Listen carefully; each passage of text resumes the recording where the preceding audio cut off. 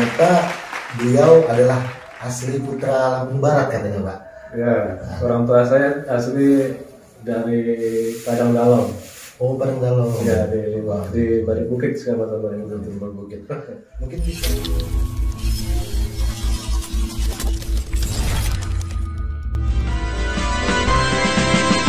Pemilu kada di Lampung Barat, marilah kita sambut gembira sebagai sarana demokrasi Pancasila.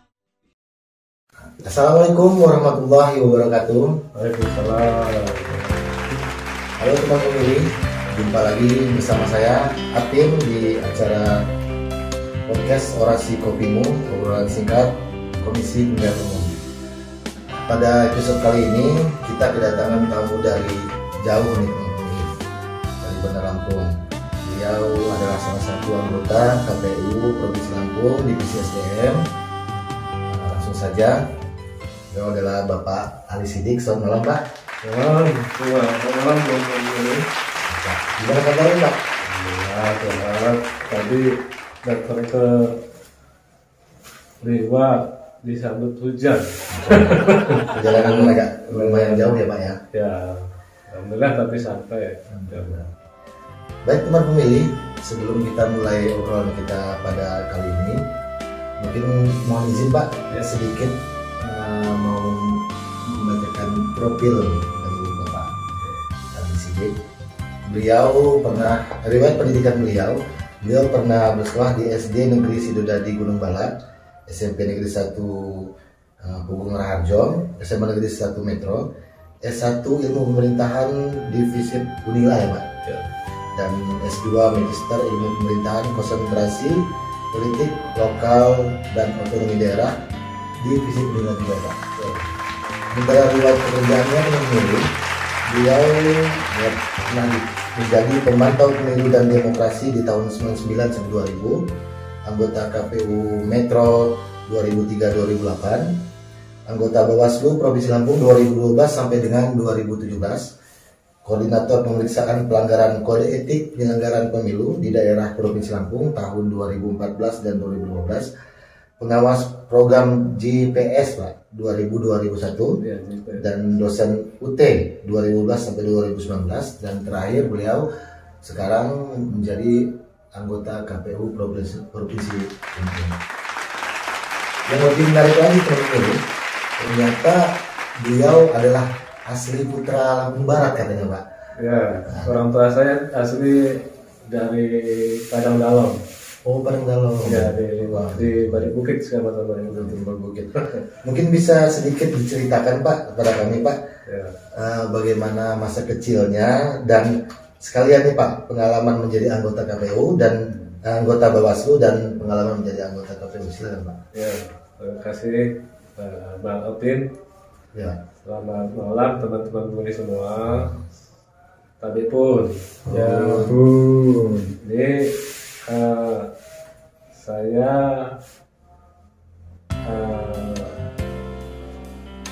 orang tua itu ayah asli kelahiran dari Lampung Barat sini di Padang Dalom, Dewa, dan ibu keturunan dari Jawa. Gitu. Jadi saya kebetulan lahirnya di Lampung Tengah, tapi ya karena orang tua dari sebelum menikah ayah saya itu merantau dan kemudian menjadi pegawai negeri lah, untuk pegawai negeri ditempatkan di kecamatan, dan penempatannya itu pindah-pindah. Dulu di Lampung Tengah masih belum dimekarkan.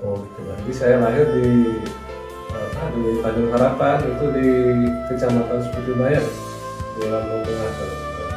Waktu itu orang tua kenapa lahir di sana, karena orang tua ditempatkan di Lampung Tengah di Bayan itu.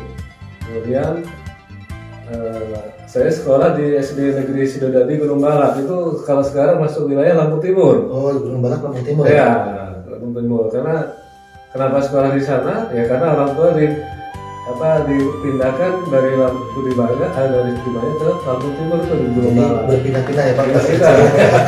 Pas ketiga memang memang berpindah-pindah. Terus SMP di Gunung Raharjo. Gunung Raharjo itu juga kalau teman-teman pemilih tahu, di sana ada situs purbakala yang sangat terkenal, gitu kan? Oh di sana ya Pak.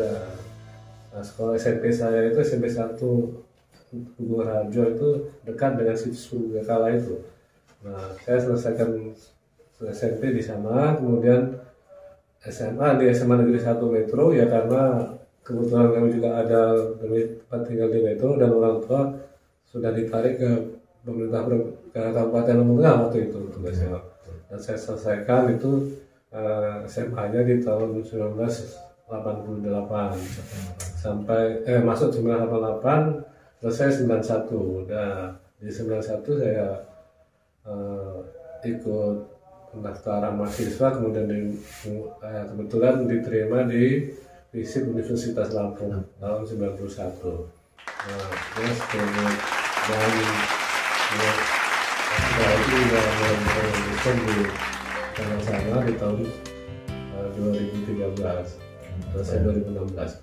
Nah, jadi pengalaman masa kecil saya yang berpindah-pindah itu memang memberikan kesan yang tersendiri. Akhirnya saya bisa bergaul, berteman dengan semua semua kalangan dan tidak memandang suku. Karena di Sidoarjo di Gunung Bak itu teman sekolah saya dan sebaya saya itu beragam di kompleks saya itu, bahkan Sukunya ya Pak. sukunya ya, ada Bali, ada Lampung, ada Jawa gitu ya. Nah, dan itu pengalaman masa kecil itu juga ternyata mengangkat juga bagi kita dalam proses interaksi nantinya dan di masa berikutnya, masa setelah dewasa gitu ya. Jadi itu yang memberi kesan tersendiri bagi saya. Kemudian terkait pengalaman saya di kepemiluan di tahun 1999 itu ada pelaksanaan pemilu yang pertama kali di pasca reformasi ya. Nah, di tahun 99 itu saya kebetulan hampir menyelesaikan studi S1 saya. Nah, itu ada proses pemantauan pemilu di sana di tahun 99. Itulah yang menjadi latar belakang saya untuk menjadi pemantau pemilu. Di pemilu tahun 99 itu saya bergabung di organisasi Komisi Independen Pemantau Pemilu dan di wilayah Lampung Tengah, tepatnya di kota Metro ini ya, keberadaan. Itulah awal saya menjadi berinteraksi dengan kepemiluan. Dari pengalaman sebagai penyelenggara pengawas pemilu itu, kemudian di tahun 2003 ada open recruitment untuk penyelenggara pemilu. Nah, saya mengikuti proses pendaftaran dan seleksi di KPU untuk Kota Metro dan kemudian berlanjut sehingga sampai sekarang gitu. Ya, seluruh ceritanya. Menarik kecilnya Pak, karena berpindah-pindah pemilih. Sebelum kita lanjutkan perbincangan kita, kayaknya kita disediain ini nih Pak, kopi robusta. Oh ya, kopi robusta khas Lampung Barat. Silakan Pak dititipin Pak. Bismillahirrahmanirrahim. Ini kopi asli Pak, Lampung Barat. Luar biasa. Buat teman-teman yang dari luar yang berkunjung ke Lampung Barat, bisa jadi referensi nih Pak buat oleh keluarganya. Baik, untuk selanjutnya mungkin yang akan saya tanyakan Pak, seperti kita ketahui di tahun kemarin kita mengalami masa pandemi Pak, virus corona. dan di antara 15 kabupaten kota di Provinsi Lampung ada yang mengadakan pilkada nih, Pak. Ada Di masa 8 kabupaten kota di tengah masa pandemi.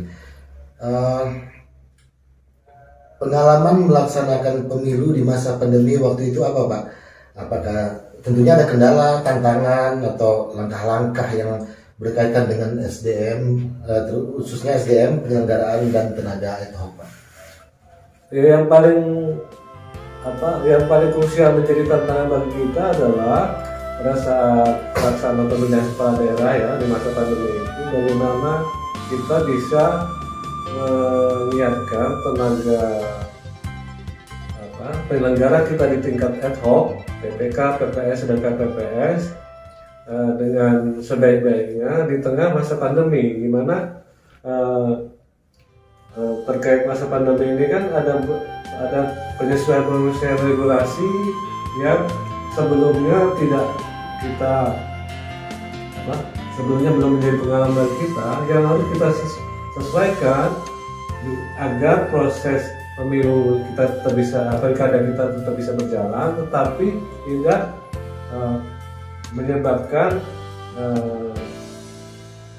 pengalaman kita di tahun 2019 itu yang sering menjadi yang menjadi titik tekan kita tidak terulang, di mana banyak kita mengalami musibah kan. Itulah yang menjadi konsentrasi kita. Karena itu kita banyak melakukan proses KPU RI dalam hal ini banyak melakukan proses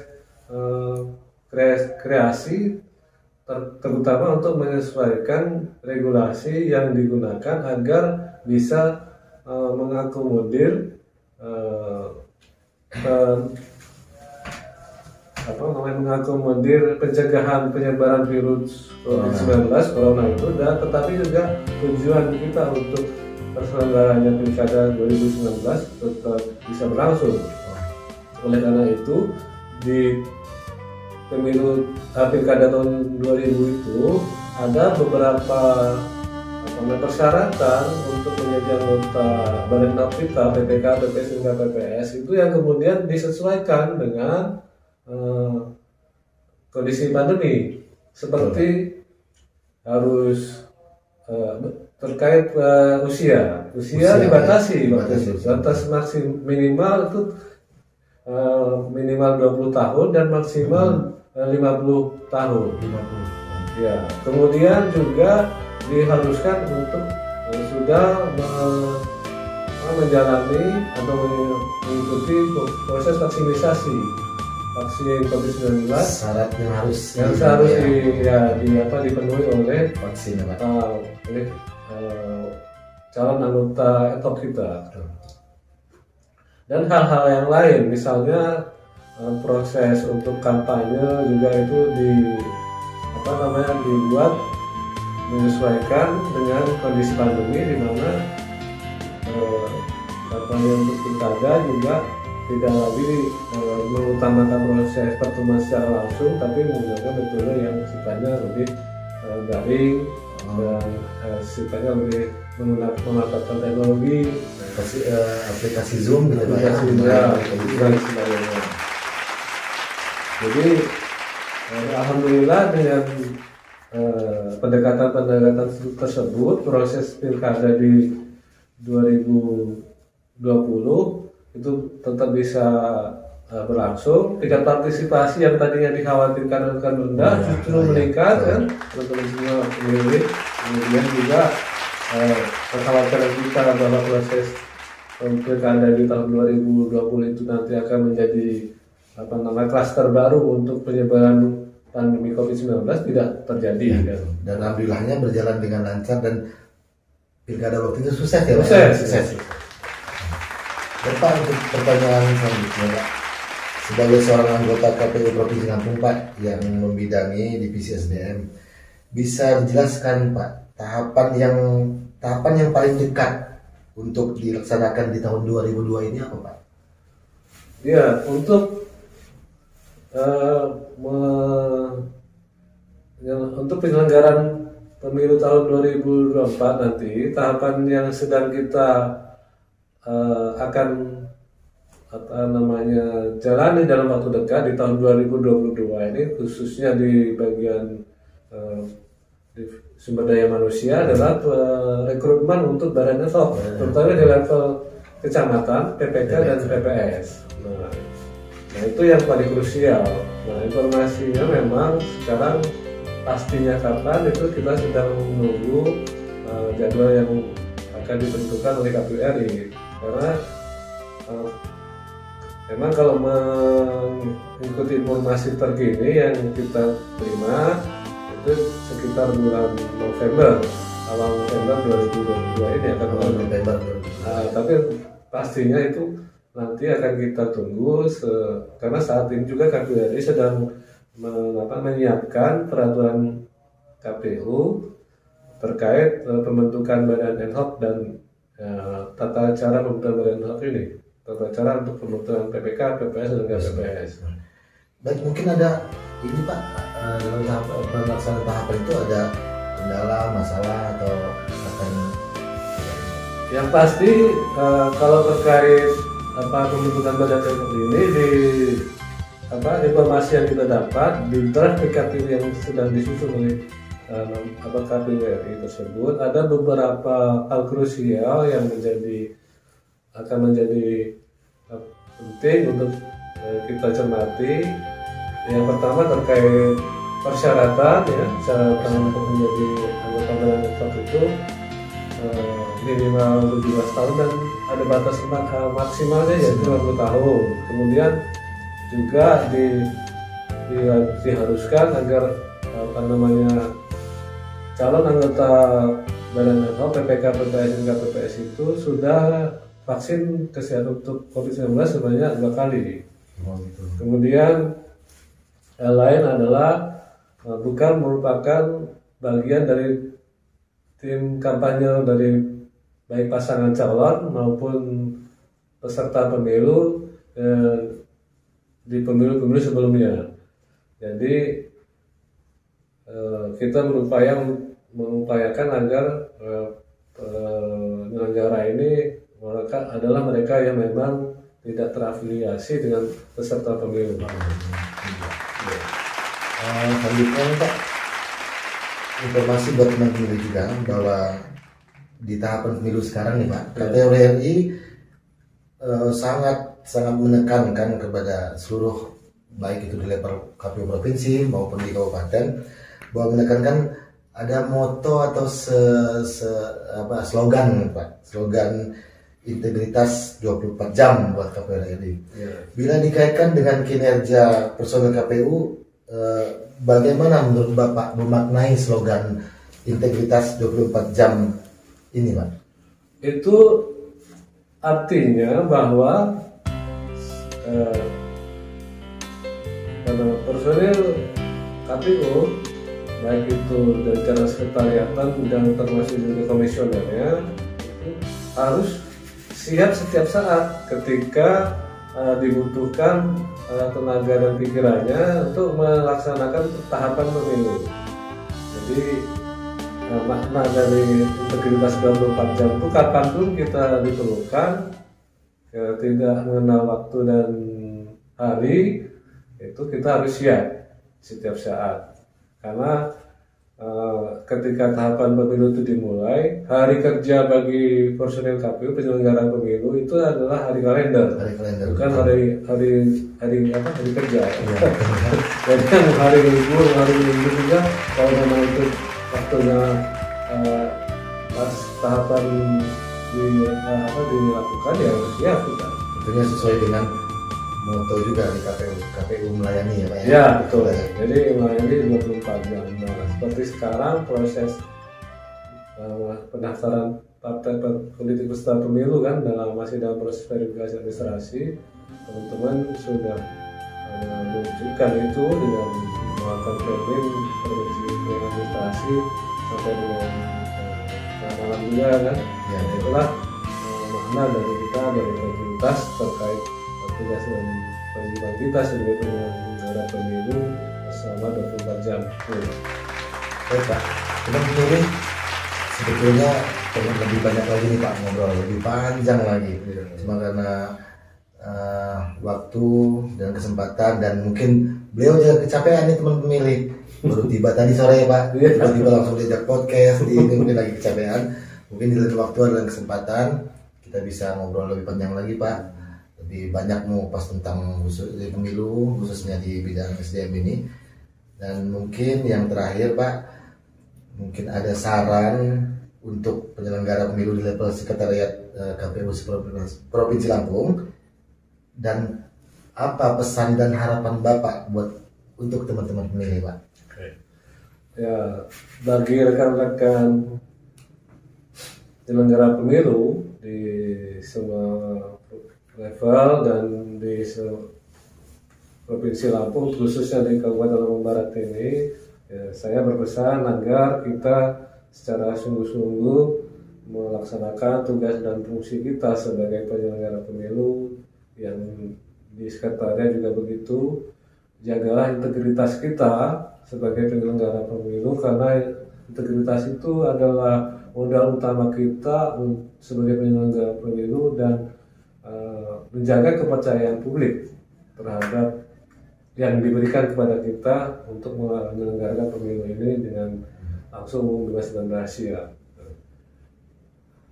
Jika integritas itu bisa kita dengan sebaik-baiknya, kita bisa jaga dengan sebaik-baiknya, insya Allah proses penyelenggaraan pemilu itu akan bisa bermartabat, akuntabel, dan bisa dipercaya hasilnya. Kemudian untuk teman-teman pemilih, pastikan bahwa teman-teman semua yang sudah memiliki hak pilih juga bisa menggunakan hak pilih. Bagaimana caranya? Teman-teman harus terdaftar sebagai pemilih. Betul. Nah, untuk bisa terdaftar sebagai menggunakan hak pilih ini memang salah satu syaratnya adalah terdaftar sebagai pemilih. Nah, untuk bisa terdaftar sebagai pemilih, teman-teman pemilih juga harus memastikan bahwa dirinya memang sudah terdaftar. Bagaimana caranya? KPU dalam hal ini sudah mengembangkan aplikasi yang bisa digunakan oleh warga negara Indonesia seluruhnya, yang bisa memastikan bahwa dirinya sudah terdaftar seluruhnya. Untuk lebih memastikan dan mengecek ya Pak? Ya, mengecek. Aplikasi itu bisa di-download di HP masing-masing melalui fasilitas Play Store ya. Dan aplikasi itu namanya Lindungi Hak Pilihmu. Lindungi Hakmu. Bisa melalui aplikasi Lindungi Hakmu itu kita bisa melihat apakah kita sudah terdaftar dengan memasukkan link kita. Secara otomatis nanti ketika kita sudah terdaftar akan muncul kita terdaftar di TPS mana dan di kelurahan mana. Ketika belum terdaftar juga di aplikasi tersebut akan ada cara yang bisa diikuti oleh teman-teman pemilih untuk agar bisa terdaftar ya, di aplikasi tersebut. Ini perlu digarisbawahi bahwa Komisi Pemilihan Umum, bagaimana cara Komisi Pemilihan Umum menjaga kepercayaan publik itu menurut Pak ya. Dan buat teman pemilih sekarang jangan ragu, jangan takut lagi. Yang tidak terdaftar di Play Store bisa di-download ya Pak. Lindungi Hakmu. Tinggal itu nick ya Pak ya. Kita memasukkan nick, kemudian keluar nama, apakah terdaftar atau belum gitu ya Pak ya. Kalaupun belum terdaftar di aplikasi Lindungi Hakmu itu bisa bagaimana kita bisa daftar, sudah ada fasilitas yang disediakan. Baik teman pemilih, tidak terasa waktu yang sangat singkat ini dan obrolan yang sangat menarik ini akan segera berakhir Pak. Mungkin di lain waktu atau lain kesempatan mungkin Bapak masih nanti berkenan hadir lagi ke sini, kita akan ngobrol panjang lagi. Dan saya mewakili Komisi Pemilihan Umum Lampung Barat mengucapkan banyak terima kasih Pak sudah sempat hadir dan meluangkan waktunya untuk mengunjungi kami di KPU Lampung Barat Pak. Dan sebelum kita tutup, teman pemilih seperti biasa yang ingin mengetahui informasi seputar pemilu bisa mengunjungi web kami KPU Lampung Barat dan media sosial kami di web KPU Lampung Barat, kaplampungbarat.kpu.go.id dan jadi.lampungbarat.go.id, di Instagram kami KPU Lampung Barat dan jadi KPU Lampung Barat, Facebook KPU Lampung Barat dan jadi KPU Lampung Barat, Twitter @KPU Lampung Barat, YouTube KPU Lambar. Sekali lagi saya mengucapkan terima kasih atas kehadirannya Bapak narasumber kita yang luar biasa ini, Bapak Andi Sidik. Saya akhir kata saya Apin undur diri, dan narasumber kita pada hari ini tetap semangat, sukses sama-sama menyukseskan pemilu. Selamat malam, wassalamualaikum warahmatullahi wabarakatuh. Sampai jumpa kembali.